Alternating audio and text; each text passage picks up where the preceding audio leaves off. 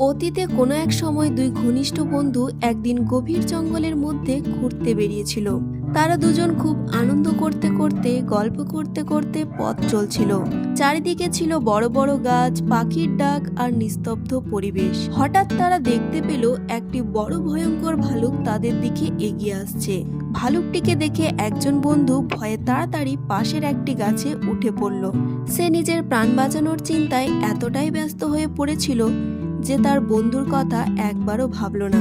কিন্তু অন্য বন্ধুটি গাছে উঠতে জানত না। সে খুব বিপদে পড়ে গেল। তখন তার মনে পড়ল যে ভালুক সাধারণত মৃত মানুষকে আক্রমণ করে না। তাই সে তৎক্ষণাৎ মাটিতে শুয়ে পড়ল এবং নিঃশ্বাস বন্ধ করে মৃত মানুষের মতো নিশ্চুপ হয়ে রইল। ভালুকটি ধীরে ধীরে তার কাছে এসে মুখের কাছে নাক নিয়ে শুকল। কিছুক্ষণ তাকে ভালোভাবে পরীক্ষা করে দেখে যে সে নড়াচড়া করছে না। তখন ভালুকটি তাকে মৃত ভেবে সেখান থেকে চলে গেল। ভালুক চলে যাওয়ার পর গাছের উপরে থাকা বন্ধু নিচে নেমে এলো।